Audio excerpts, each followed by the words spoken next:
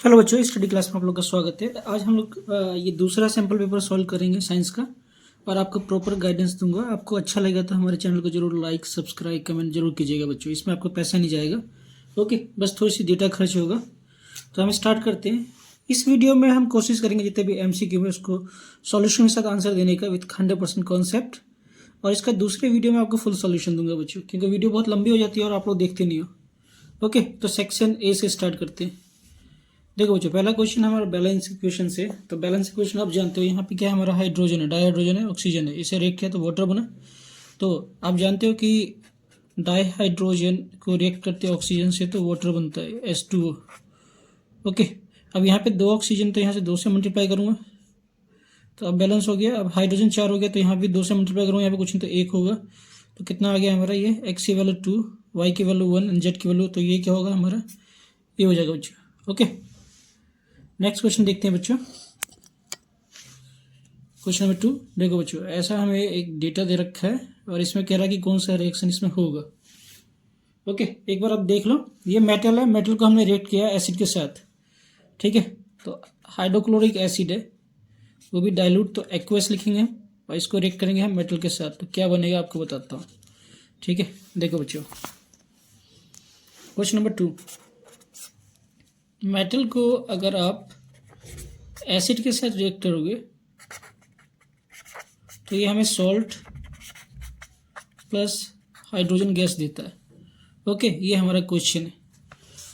अब हमसे यहाँ पे 4 ऑप्शन दिया हुआ है और इसमें से कौन सा, किस में हाइड्रोजन गैस निकलेगा, क्वेश्चन ये है। ओके, तो आप जानते हो कि कॉपर जो होता है वो लीस्ट रिएक्टिव होता है, हाइड्रोजन इससे पहले आता है। अगर आपने रिएक्टिविटी सीरीज पढ़ा हुआ तो कॉपर रिएक्ट ही नहीं करेगा। अगर कॉपर को मैं रिएक्ट करूँगा HCl से तो नो रिएक्शन होगा। ओके, तो ये तो रिएक्शन होगा ही नहीं, इसका मतलब क्या है, रॉन्ग है। आयरन रिएक्ट करता है, ओके, और मैग्नीशियम जो है वो भी हाईली रिएक्टिव होता है, यहाँ पर नो लिखा था, ये भी गलत है। अब क्वेश्चन पढ़ते हैं, विच of the following 2 combination correct, ठीक है। हमसे कह रहा है कि इसमें 2 कौन सा करेक्ट है, तो करेक्ट में आपका ये आ जाएगा आयरन और जिंक, मतलब कि सेकेंड एंड फोर्थ। अगर इनकरेक्ट होता है बच्चों तो ऐसे भी आपको आना चाहिए पेपर में, तो इसमें कॉपर और मैग्नीशियम हो जाएगा फर्स्ट और फोर्थ। तो हमसे करेक्ट कह रहा है, तो करेक्ट के हिसाब से हम चूज करते हैं ऑप्शन को, कौन सही होगा हमारा। तो हमारा जो ऑप्शन होगा, मैंने आपको बता दिया कौन सा सही होगा। ये मैंने बता दिया है, एक बार आप फिर से देख लो कि मैंने बता दिया है कि सेकंड और फोर्थ सही होगा आपका। ओके, तो देखते हैं सेकंड एंड फोर्थ किस में, डी में बच्चों, तो हमारा डी सही है। नेक्स्ट क्वेश्चन देखते हैं, एक बार देख लो फिर आपको समझाता हूँ मैं। ये हमें ऐसा कुछ दिया हुआ है बच्चों। Okay, observe the diagram of an activity given below. What does help conclude when a person exhale into the test tube? इसमें लाइम वाटर है। ओके, तो मैं आपको रिएक्शन समझाता हूँ, क्या आंसर होगा हमारा। लाइम वाटर किसे कहते हैं बच्चों, कैल्शियम हाइड्रोक्साइड को हम लाइम वाटर कहते हैं। इसको रिएक्ट किया, ये एक्वस फॉर्म में कार्बन डाइऑक्साइड से रिएक्ट किया, क्योंकि हम एक्सहेल करेंगे तो कार्बन डाइऑक्साइड छोड़ते हैं बच्चों। तो ये क्या बनाएगा, कैल्शियम कार्बोनेट बनाएगा प्लस वाटर रिलीज होगा। ये हमारा रिएक्शन है बच्चों, ये कैल्शियम कार्बोनेट है, इसको चूना पत्थर भी बोलते हैं, कैल्शियम कार्बोनेट, और ये हमारा जो है इसी को हम लाइम वाटर बोलते हैं। तो कभी कभार ये भी पूछ सकता है लाइम वाटर का कौन सा फार्मूला होता है बच्चों, तो ये भी आपको पता होना चाहिए। ओके, क्वेश्चन किसी भी तरीके से पूछ सकता है आपसे। देखते हैं इसमें से कौन सा सही होगा हमारा। देखो बच्चों, फर्मेंटेशन तो हो नहीं सकता क्योंकि एब्सेंट ऑक्सीजन में होता है। Percent of carbon dioxide more inhale, ये भी नहीं हो सकता। अगर ज़्यादा कार्बन डाइऑक्साइड को इनहेल करेंगे तो हम मर जाएंगे। ओके, ये भी फर्मेंटेशन हो ही नहीं सकता। तो percentage of carbon dioxide is more in the exhale in air. Okay, इस केस में अगर एक्सहेल करेंगे तो आंसर होगा डी। तो क्वेश्चन नंबर 3 हो गया बच्चों। क्वेश्चन नंबर 4 इंपॉर्टेंट क्वेश्चन है, एक बार आप देख लो फिर समझाता हूँ मैं, ठीक है बच्चों। ये मोस्ट इंपॉर्टेंट क्वेश्चन है, इस टाइप का क्वेश्चन बोर्ड में दे सकता है। कह रहा है current flowing through a wire resistance 2 ohm varies with the time show in figure below, the amount of heat produce in joule in 3 second. Okay, कह रहा है कि वायर है जिसका रेजिस्टेंस हमें 2 ओम दे रखा है और ये वाई एक्सिस करंट को शो कर रहा है और एक्स एक्सिस टाइम को शो कर रहा है। तो 3 सेकंड तक कितना हीट प्रोड्यूस होगा हमारे सर्किट में, ये पूछ रहा है बच्चों। तो देख सकते हो यहाँ पे 3 रीजन बन रहा है। फर्स्ट रीजन यहाँ 0 से 1 सेकंड हो रहा है, फिर 1 से 2 सेकंड, ये सेकंड रीजन है हमारा, एंड थर्ड रीजन है। ओके, तो ओवरऑल जो हीट प्रोड्यूस होगा ये तीनों रीजन में होगा बच्चों। तो आपको बताता हूँ किस तरीके से सॉल्व करोगे। देखो यहाँ से लेके यहाँ तक जा रहा है तो करंट कितना होगा हमारा। पहले आपको बताता हूँ हीट का फॉर्मूला क्या होता है, I² होता है। ओके, फर्स्ट केस में अगर मैं देखूंगा तो करंट हमारा कितना प्रोड्यूस हो रहा है, करंट I1 मान लेता हूँ मैं इसको। आप देख सकते हो करंट 0 से लेकर 3 तक जा रहा है, तो 3 एम्पियर आ रहा है, और रेजिस्टेंस तो हमें दे रखा है 2 ओम। और टाइम की बात करें तो टाइम कितना हो रहा है बच्चों, 0 से 1 सेकेंड हो रहा है, तो हमारा टाइम है 1 सेकेंड। ओके, तो हीट निकालना फर्स्ट केस में तो कितना होगा, I²RT, ये 1 होगा, एंड ये भी टाइम को 1 मान लेते हैं, R तो सब में सेम रहेगा, तो ये हो गया 3² इंटू R इंटू 1। तो 3 का स्क्वायर क्या होता है बच्चों, 9, 9 को 2 से करेंगे तो कितना होगा 18, तो 18 जूल प्रोड्यूस हो गया पहले रीजन में। ओके, सेकेंड रीजन की बात करें हम तो हमारा करंट क्या होगा, पहले ये निकाल लेते हैं डायग्राम को देख के। देखो बच्चों, यहाँ से लेके इतना पार्ट तक करंट है हमारा, और करंट नीचे जा रहा है तो माइनस में होगा, तो I2 हमारा 2 एम्पियर है माइनस का। ओके, टाइम हमारा 1 से 2, तो डिफरेंस 1 ही सेकंड होगा, तो टाइम 2 दे रखा है 1 सेकंड, और रेजिस्टेंस हमारा कॉमन होगा 2। तो इससे भी करंट निकाल ले, हीट निकाल ले हम, तो I2² इंटू R, ये कॉमन रहेगा हमारे पास, और T2। ओके, तो -2 का whole square into R 2 into 1, तो 2 का स्क्वायर कितना होता है बच्चों, 4 प्लस हो जाएगा ये, और 4 8 जूल प्रोड्यूस हो गया। ओके, तो सेकेंड रीजन में हमारा 8 जूल प्रोड्यूस हुआ हीट। थर्ड फिगर में निकालते हैं हम। थर्ड देखो बच्चों, एक बार डायग्राम देख लो आप। करंट यहाँ से लेके यहाँ तक मैच करोगे आप तो 1 एम्पियर होगा प्रोड्यूस, प्लस में होगा ऊपर है तो, और टाइम 2 से 3, डिफरेंस क्या है 1 सेकेंड का, तो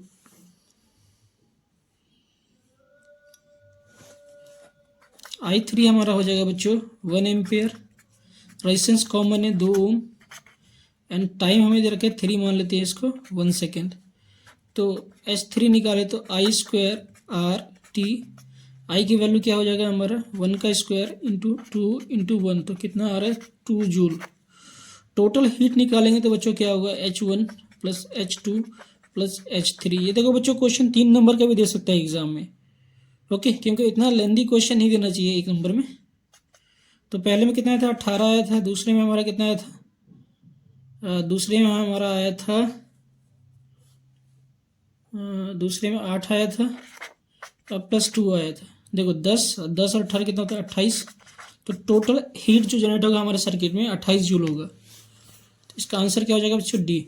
अब इसमें देखो बच्चों ये कैसे करोगे आप, इसमें देखो ये नेगेटिव है, मगर यहाँ पे बिल्कुल ये स्ट्रेट दिया हुआ है, तो मैग्नेटिक फील्ड लाइन जब बाहर निकलता है थोड़ी सी टिल्ट हो जाता है, तो ये नहीं हो सकता है बच्चों।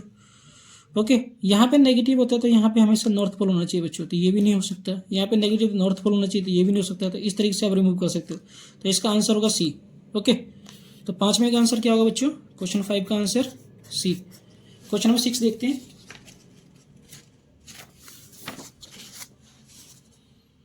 6 क्वेश्चन एक बार देख लो आप।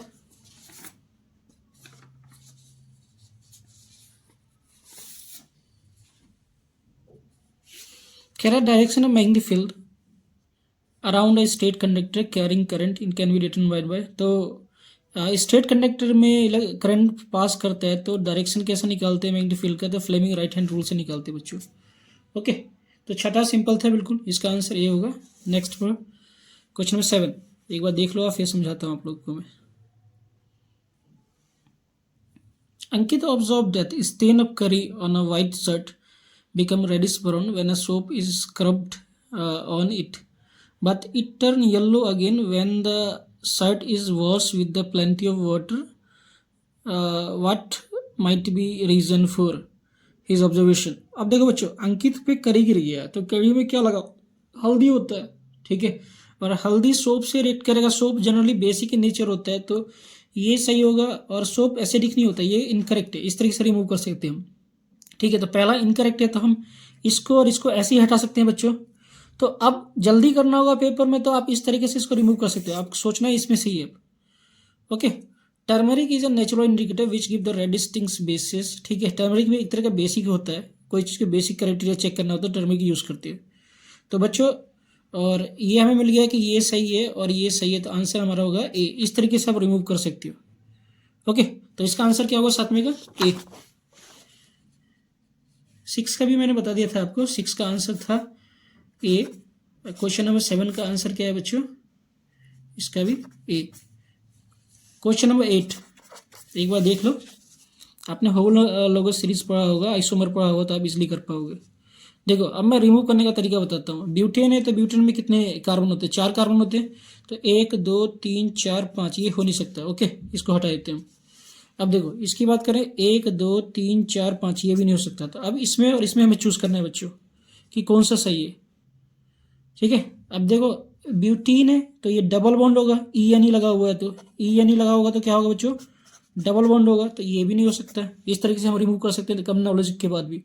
तो आंसर क्या होगा हमारा? बी। ओके, तो 8वें का आंसर क्या हो जाएगा बच्चों? बी। क्वेश्चन नंबर 9 एक बार पढ़ लो आप, फिर समझाता हूँ आपको।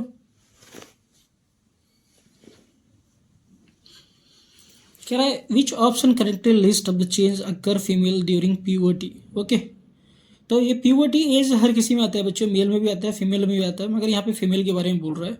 अभी ऑप्शन दिया हुआ है, reproduction organ enlarge, size of the breast increases, thick hair grow on the body, thick hair grow on face, crack voice. देखो बच्चों, ये चीज़ तो बॉयज़ में होता है, तो ये हो नहीं सकता। इस तरीके से रिमूव करते हैं।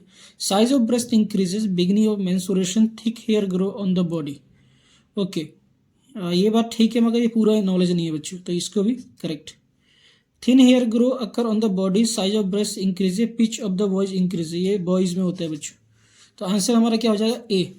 ओके, यही फीमेल के होता है। Reproductive organs enlarge, size of breast increase, thick hair grow on the body. Okay, question देखते हैं नेक्स्ट। क्वेश्चन नंबर 10 एक बार पढ़ लो, फिर समझाता हूँ। कह रहा equal volume hydrochloric acid sodium,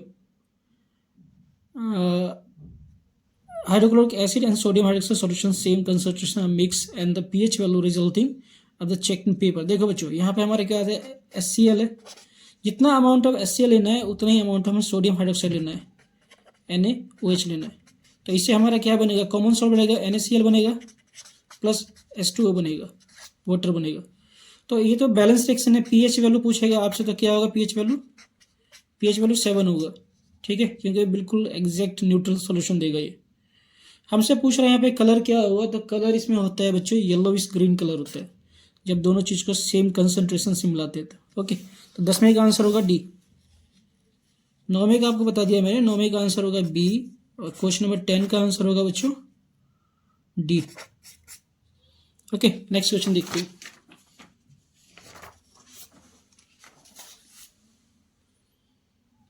question number 11 एक बार आप देख लो, फिर समझाता हूँ।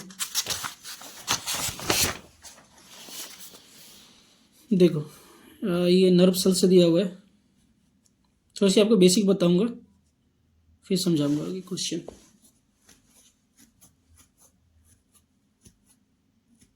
ओके, तो यहाँ पे नर्व सेल्स के हमें डिफरेंट डायग्राम दिया हुआ है, और कह रहा है कि इसमें से कौन सा correct direction flow of electrical impulses है। ओके, तो पहले आपको बेसिक बताता हूँ, फिर आपको सॉल्यूशन बताता हूँ मैं।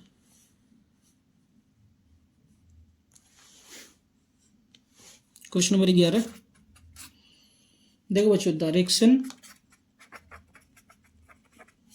ऑफ नर्व इम्पल्स का मतलब होता है कि हमारे बॉडी के अंदर जो कम्युनिकेशन जो होता है वो कहाँ से स्टार्ट होता है? नर्व सेल्स में। इसका मतलब ये हुआ। तो सबसे पहले बच्चे होता है डेंड्राइट्स, उसके बाद होता है हमारा सेल बॉडी, फिर हमारा होता है एक्सोन, फिर लास्ट में हमारा होता है एक्सोनल एंड। ओके बच्चों, ये बहुत इंपॉर्टेंट चीज़ है बच्चों, इससे क्वेश्चन एग्जाम में घुमा फिरा के पूछ सकते हैं आपको। तो हमें देखना है कि ऐसा किस में, वही सही होगा। देखो, इसमें अगर देखोगे तो ये हमारा क्या है? ये डेंड्राइट है और ये एक्सोनल है, ठीक है। अगर हम मेन क्वेश्चन देखें ध्यान से, इसको अगर ध्यान से देखोगे आप, तो ये हमारा क्या है? डेंड्राइट है, ये सेल बॉडी है, फिर एक्सोन है, ठीक है, और ये हमारा एक्सोनल एंड है, फिर डेंड्राइड है, फिर सेल बॉडी है, फिर एक्सोन है, ठीक है, फिर हमारा एक्सोनल एंड है। तो ये एक करेक्ट प्रोपोर्शन है बच्चों, इस तरीके से हम आंसर देते हैं। आपको ये पता होना चाहिए तभी आप आंसर दे सकते हो। ओके, तो सी बिल्कुल करेक्ट है। ओके, क्वेश्चन नंबर 12 फिजिक्स से बच्चों, एक बार देख लो फिर आपको समझाता हूँ मैं। इसमें आपको सॉल्यूशन करने के लिए आपको मैं दूंगा, मैं आंसर समझा दूंगा आपको कैसे आएगा।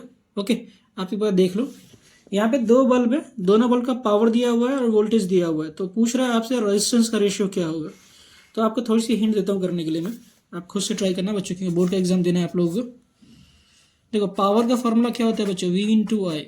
ओके, तो यहाँ पे हमें क्या दे रखा है, P1 दे रखा है हमें 40 वोल्ट मतलब वाट, एंड V1 दे रखा है हमें 220 वोल्ट। P2 हमें दे रखा है 20 वॉट एंड V2 हमें दे रखा है 100 वोल्ट। ओके, तो यहाँ पे आप क्या करोगे बच्चों, और ओम्स लॉ आप जानते हो, V इक्वल टू क्या होता है, IR। तो यहाँ से हमें रेजिस्टेंस चाहिए तो हम लिख सकते हैं V अपॉन में I equal to R। Okay, अब फॉर्मूला क्या है पावर का, V। ओके, हमें I के फॉर्म में चाहिए तो मैं इसको क्या कर रहा हूँ, R को नीचे लेके आ रहा हूँ। तो ये हो जाएगा हमारा V इंटू R। तो फॉर्मूला क्या आ जाएगा, V स्क्वायर अपन में R की वैल्यू निकालोगे तो क्या हो जाएगा आपका, V स्क्वायर अपन में P। ओके, तो R1 की वैल्यू ये होगा बच्चों, P1 V1। ऐसे ही आप R2 निकालोगे तो क्या होगा, V2 का स्क्वायर एंड P2। ओके, इन दोनों की वैल्यू निकालोगे तो और फिर उसको डिवाइड करना तो रेशियो आ जाएगा बच्चों। तो मैं आपको आंसर बताता हूँ, सॉल्यूशन आपको करना है बच्चों, ठीक है। आप खुद भी करोगे तभी आपका नंबर आएगा, तो खुद से प्रैक्टिस करना है बच्चों। तो इसका आंसर आएगा 2 and 1। ओके, मुझे कमेंट करना है कि आपका ये आंसर आ रहा नहीं आ रहा बच्चों। नेक्स्ट क्वेश्चन देखते हैं, क्वेश्चन नंबर 13, एक बार देख लो आप।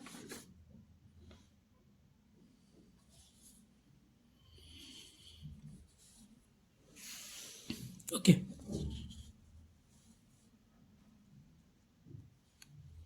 कह रहा है which of the following statement correct reference the role of a मतलब कि डायफ्रागम होता है बच्चों during the breathing cycle in human being. जब हम ब्रीथिंग साइकिल करते हैं या ब्रीथ करते हैं तो इसमें से कौन सा सही होगा, और ये हमें 4 ऑप्शन दे रखे हैं बच्चों। ओके, तो पहला मैं बताता हूँ, जब हम ब्रीथिंग करते हैं तो it get rise as inhale, ठीक है, ये जो डायफ्रागम होता है ये अंदर की तरफ चला जाता है। ओके, और दूसरा क्या होता है, it help to chest cavity become larger, जब हम इनहेल करते हैं तो हमारा चेस्ट जो होता है ऊपर से मोटा हो जाता है। ओके बच्चों, तो ये दोनों सही है, बाकी इनकरेक्ट है। ओके, तो इसके हिसाब से हमारा आंसर क्या हो जाएगा, ए। तो क्वेश्चन नंबर 13 का आंसर क्या होगा बच्चों, ए। क्वेश्चन नंबर 13 का आंसर ए होगा बच्चों।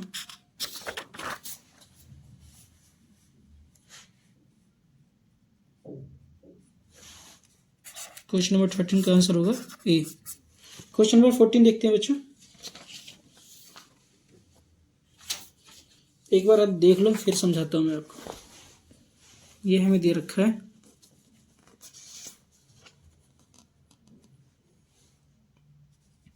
ओके देख लो आप। कह रहा है following observation observe when the calcium oxide react vigorously with water. Okay, हम कैल्शियम ऑक्साइड को पानी में मिलाएंगे तो रिएक्शन बहुत ज़्यादा विगरस होता है, और क्या होगा आपको बताना है। ओके, तो मैं आपको रिएक्शन समझाता हूँ। इससे क्या होगा कि ये क्वेश्चन भी आपसे हो पाएगा, क्वेश्चन घुमा फिरा के बोर्ड में पूछेगा तो वो भी कर पाओगे। तो आपको डिफरेंट कॉन्सेप्ट ही बताऊंगा बच्चों, सिर्फ एक क्वेश्चन तक सीमित नहीं होगा ये। ओके, कई सारे क्वेश्चन तक सीमित होगा, तो कोशिश करना आप मेरा वीडियो पूरा देखना बच्चों, क्योंकि मैं टाइम पास नहीं करता, पूरा एग्जैक्ट चीज बताता हूँ। ओके, नेक्स्ट क्वेश्चन 14 देखो बच्चों, जब हम कैल्शियम ऑक्साइड को रिएक्ट करते हैं वाटर से तो क्या बनता है, हमेशा कैल्शियम हाइड्रोक्साइड बनता है, प्लस हीट निकलता है बहुत ज़्यादा। तो यहाँ पे क्या चीज़ बताता हूँ, ये कैल्शियम ऑक्साइड को क्या कहते हैं बच्चों, क्विक लाइम कहते हैं, क्विक लाइम कहते हैं। इतना आपको पता होना चाहिए। कभी अगर ये भी पूछ लेता है कि इसमें कौन सा क्विक लाइम का फॉर्मूला होता है, इसको हम कहते हैं कैल्शियम हाइड्रोक्साइड को स्लैक्ट लाइम बोलते हैं, स्लैक्ट लाइम। ओके, देखो बच्चों, जब हम कैल्शियम ऑक्साइड को वाटर से रिएक्ट करते हैं तो विगरस रिएक्शन होता है, तो ये हमेशा एक्सोथर्मिक होता है, तो एंडोथर्मिक नहीं होता, एक्सोथर्मिक, जिससे हमारा हीट निकलता है बहुत ज़्यादा। तो देखो बच्चों बताता हूँ, एंडोथर्मिक ये तो होगा नहीं, तो इसको मैं ऐसे ही काट देता हूँ। तो पहला जिस ऑप्शन में उसको काट दो आप, तो ये और ये ऑप्शन हमारा होगा नहीं। ओके, तो हमें जो पॉसिबिलिटी लगाना है, तुक्का लगाना है, किस में लगाना है, ए और सी में लगाना है। ओके, नेक्स्ट आपको बताता हूँ। देखो आप देख सकते हो कि यहाँ पे हमारा 2 रिएक्टेंट था और दोनों रिएक्टेंट मिलके एक प्रोडक्ट बना है, तो ये कॉम्बिनेशन रिएक्शन है, तो ये हमारा सही है। और ये एक्सोथर्मिक होता है, मैंने बताया अभी आपको, ठीक है। और क्विकलाइम इज प्रोड्यूस्ड, इस रिएक्शन में क्या बनता है, क्विकलाइम बनता है। क्विकलाइम तो हमें इसको कहा जाता है बच्चों, तो ये भी हमने पता कर लिया कि ये भी नहीं हो सकता, तो हमारा आंसर क्या है, स्लेक्लाइम बनेगा। एंड एक्सोथर्मिक होगा और ये कॉम्बिनेशन रिएक्शन होगा, तो आंसर क्या होगा इसका बच्चों, सी। 14 का आंसर क्या होगा। तो एक साथ मैंने कई सारी चीज़ आपको बताया है जो एग्जाम में अटेम्प्ट कर पाओ क्वेश्चन को। ओके, क्वेश्चन नंबर 15 देखते हैं बच्चों। देखो ये डिफरेंट डायग्राम दिया हुआ है और आपसे पूछ रहा है इसमें कि किस में बल्ब जलेगा। ओके, देखो बच्चों, HCl अगर आप पानी में मिलाओगे तो इसमें आयंस बनेगा और बल्ब जलेगा, तो इसमें तो जलेगा पक्का, ठीक है। शुगर सॉल्यूशन न्यूट्रल रिएक्शन होता है बच्चों, तो इसमें बल्ब नहीं जलता। ओके, नेक्स्ट बताता हूँ। एल्कोहल के बारे में पढ़ा होगा अपने, कार्बन कंपाउंड के अंदर एल्कोहल जो होता है एक तरह से बैड कंडक्टर ऑफ इलेक्ट्रिसिटी होता है, तो इसमें बल्ब नहीं जलेगा हमारा। लाइम वाटर में आयंस बनता है, ओके, तो इसमें बल्ब जलेगा हमारा। तो हमारा आंसर क्या होगा, फर्स्ट और फोर्थ तो ऑप्शन में है, तो इसका सी हो जाएगा बच्चों। ओके, तो 15 का आंसर होगा सी। क्वेश्चन नंबर 16 देखते हैं, एक बार पढ़ लो।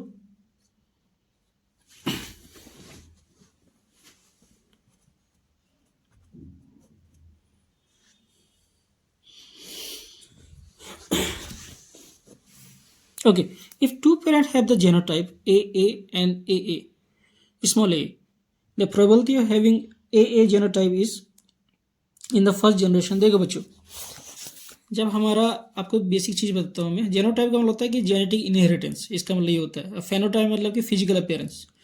तो ए और ए को हम क्रॉस करेंगे तो इससे जो हमारा एल बनेगा वो हमेशा ए बनेगा। ओके, ये बनेगा, समझे बच्चों। ए कभी बनेगा ही नहीं, तो आंसर हमारा क्या होगा, none of this, C. Okay, 16 का आंसर क्या हो जाएगा, सी। क्वेश्चन नंबर 17 देखते हैं बच्चों। 17 क्वेश्चन,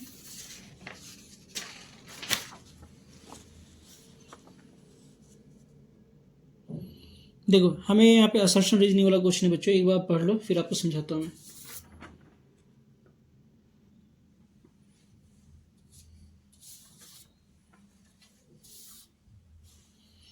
कह रहा है accumulation of various in a species, variation in a species increase the chance of the survival in the change of the environment. Okay, हमारे अंदर जितना ज़्यादा वेरिएशन होगा हमारा रेट ऑफ चांस सर्वाइव का उतना ही ज़्यादा हाई होगा बच्चों, ठीक है। तो ये बिल्कुल सही बात है। नेक्स्ट कह रहा है accumulation of heat resistance in some bacteria ensure their survival even when the temperature even won't rise too much.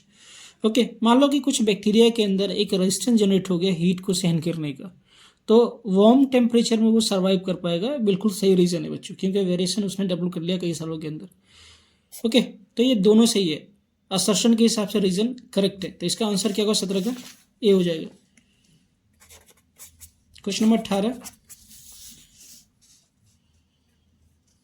एक बार देख लो फिर समझाता हूँ आपको। Question number 18,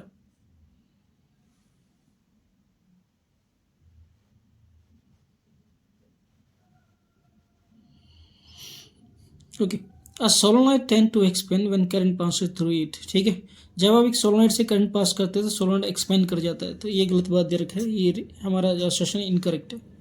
to state parallel material wire carrying current same direction repel to each other. Okay, तो ये बात ठीक है बच्चों, तो इसका जो हमें दे रखा है assertion is false and reason is true. Okay, question number 19 देखते हैं, एक बार पढ़ लो आप, समझाता हूँ फिर आपको मैं।